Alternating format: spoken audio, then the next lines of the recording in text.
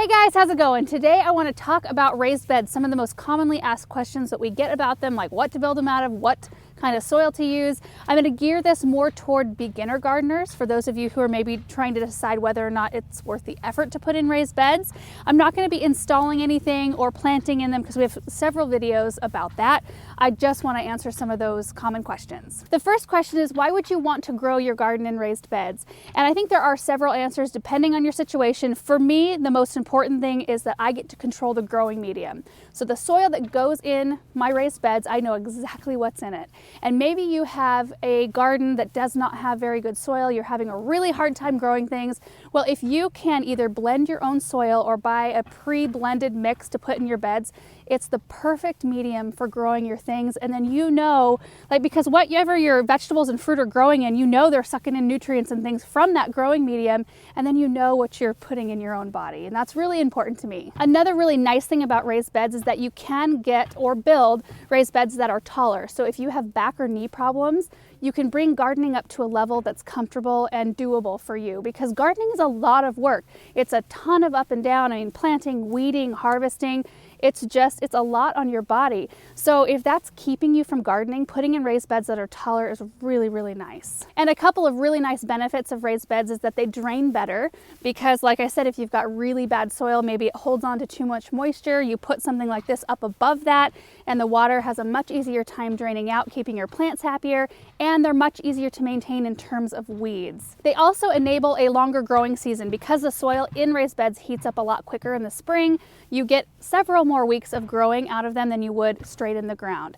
And for me, this is kind of a purely aesthetic reason, but raised beds tend to make a garden look tidy. You can lay it out exactly how you want it to. I've got some custom beds that are in a L shape that I really love. It creates a centerpiece in my garden, and sometimes creating a space that's more tidy and pretty makes you want to spend more time in it. Question number 2 is, what kind of wood should I use to build my raised beds? And you can honestly use pretty much anything that holds soil to create your raised beds. I do know that in terms of wood, the top 2 that I'm aware of choices are cedar and redwood. Cedar and redwood are both highly rot resistant, and they can withstand a lot of water and soil up next to them for a really long time. I've got some cedar raised beds from Gardener Supply back behind our greenhouse that I stacked one on top of the other and made some really tall, nice raised beds back there. These right here are made out of 2x12 redwood, and they've been in this garden space 3 or 4 years, and they're doing really, really well. They start out, of course, the bright redwood color, but they quickly age and patina to kind of this light gray, which I actually prefer. So I think both are really good choices. Now, I don't know all there is to know about wood, so there may be some other good choices of wood that last for a long time. Up against water and things like that. But you could use other things. I mean, we've set up kits before. Like if maybe you're in a position where you want to start gardening, but you don't want to have to go get tools and build your own raised bed. We have put together like the veg pod. Last year we did that. It's a standing raised bed, heavy duty plastic. I think you can get multiple different sizes, but it even has like a greenhouse cover with a misting system. Like you can get really intense with it. We're also putting together this year, it's a 2x4 cedar patio planter. That one's also from Gardener Supply. We're going to put that together for one of our family members that has just a balcony to garden on. So I think that's perfect. Like there's all different kinds of things that you can use based on, well, style or your situation in terms of size and space, because you may not have, a big sprawling area to put raised beds. Maybe you're just gardening on a patio, which I have done a lot of in the past. So there's lots of different kinds of kits or ideas out there to help you put together something that will fit your situation. And honestly, you could even use common board, pine, whatever free wood you can get your hands on, so long as it hasn't been pressure treated or chemically treated. Some pallets have been chemically treated, so you want to be careful with those. But if you can get your hands on those kinds of things to build yourself raised beds, that's excellent. They may not last quite as long as a redwood or cedar, but they're definitely more cost effective. Question number 3 is, what soil should I fill my raised beds with? And there are several good answers depending on the scope of your project. If you are a beginner or if your project is small, I would just go with the pre-bagged raised bed mix. Espoma has got a good one. They're easy to move around. They are specifically blended for this application, and your plants are going to be happy in that. And I feel like if it's a small project, it's still cost effective to use bagged. And if you're a beginner, it's really important to use the right product and to keep it easy. That way, the more success you have that first time that you're gardening, the more you'll want to keep going, and it's so rewarding that way. Now, if your project is bigger, if you've got a lot of raised beds to fill, it's not quite as cost effective to use bagged. If you want to still do that, go for it. It is easier, in my opinion, to move bags around than to move bulk around. But what I would do is call around to local businesses that the type that sell like bulk mulch or gravel, compost. Oftentimes they'll have a mixed raised bed mix. Ask them what's in it. I have used both good ones and bad ones. We happened upon a really, really great one. So I'll share the percentages of what our blend is. It's 56% premium topsoil, which is a soil that's not heavy, it's really lofty, it's also free of rocks and weed seeds. So it's a really clean soil. Then 34% Cascade compost, which we have a forest called Cascade nearby, and it's basically just composted forest material. So leaves, branches, wood, things like that have been through the composting process, and then 34% of the mix is made up of that, and then the last 10% is composted manure. And we've had that blend in these boxes for 3 or 4 years now, and it's been so great. My plants have done really well in it. It hasn't compacted, but it is important to continually add good stuff back in. So you can add in good compost back in, like the land and sea. You can add in your own compost that you've made at home, which is great. I also add in a starter fertilizer, the Biotone, every time I plant a new crop. And it's just important because these are raised up kind of like containers. They're more moisture that the soil receives, rain, snow, or from sprinkling. It can leach out nutrients. So we just need to be mindful of adding those things back in to make our raised beds last really long and have a lot of success. What you don't want to use is some unknown source of soil. Maybe your friends have a pile of soil sitting around because they had a house built or something, and so they've got this pile just sitting there free for the taking. It's tempting because it's free, but you don't know if there's noxious weed seeds in there or if it's ever been touched by chemicals. And one of the major benefits of gardening in raised beds is that you know what's going into your food. So using organic things, I think, is really important. Question number 4 is, what kind of plants should I start with raised beds as a beginner? And honestly, you can plant anything you want in raised beds. I have strawberries in raised beds. I've planted corn, vine crops, zucchini, tomatoes, peppers. I mean, all of it. Root crops. I do potatoes. In fact, I'm planting potatoes in mine today. So you can pretty much plant anything you want. A couple of things you want to keep in mind is that you really want to plant heavy on the things that your family actually eats. And I know it's super tempting when you're standing in front of the seed racks or you're down at the greenhouse looking at all the fun plant starts.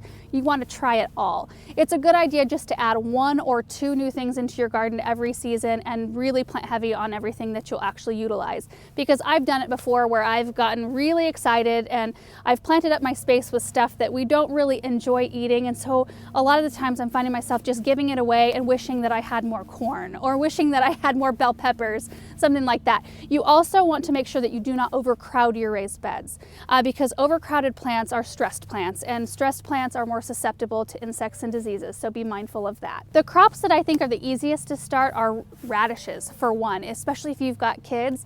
Radishes have a 20 to 25 day turnaround in harvest time, so you plant them from seed, you're harvesting in 20 to 25 days. That's almost instant gratification. So I always love to put some radishes in my garden. I mean, beans and peas are really easy. Tomatoes and peppers, if you get those as plants, are really easy. Corn is great. Zucchinis, squash, carrots, beets. I mean, there's lettuce and spinach. There's so many. It's just kind of creating a list and maybe start on the small side and just grow a few things first and then add to it every year. If you were a beginner, I probably wouldn't recommend melons. I have been gardening for a long time and I still have problems growing watermelon. Question number 5 is, what kind of fertilizer should I be using? And I would definitely start with something organic because for food production, that's really important. And like I mentioned earlier, every time I plant a new crop, I work that Biotone starter fertilizer into the soil. It has mycorrhizae in it, which helps with root development and helps establish a plant quick and gets the root system nice and bulky. And then you can use Garden Tone or Plant Tone. They're really good, more all-purpose fertilizers, but you can certainly go crazy. I mean, there's all different kinds that are specifically, like very specifically blended for specific crops. There's tomato tone, berry tone, citrus tone.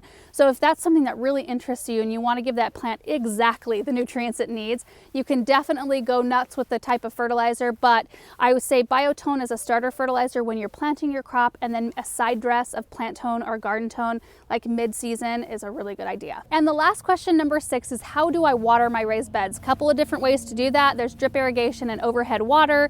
There are pros and cons to both of them. My personal recommendation is a drip system because I feel like it's more efficient and it's better for the plants. We have done videos about it, so we will link our most recent drip irrigation video down below if that's something that interests you. But the pros of a drip system is that it's efficient, it's targeted watering. You can put the drip line right at the plant's root zone, so you're not wasting water. And most of the time plants don't want to have their leaves or their produce covered in water every day or every other day or however often you're watering. The cons to a drip system is you may not have water access really close by, so it might be a little bit more difficult to set up.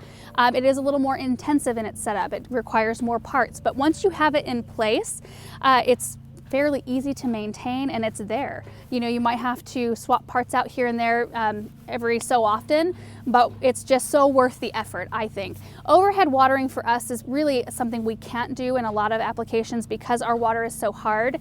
So what happens is the water rests on the leaves and it creates white deposits, hard water deposits, and then eventually the plants start to suffer and they die.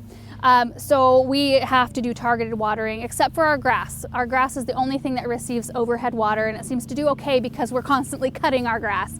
So they don't have a chance to really build up on the blades of the grass.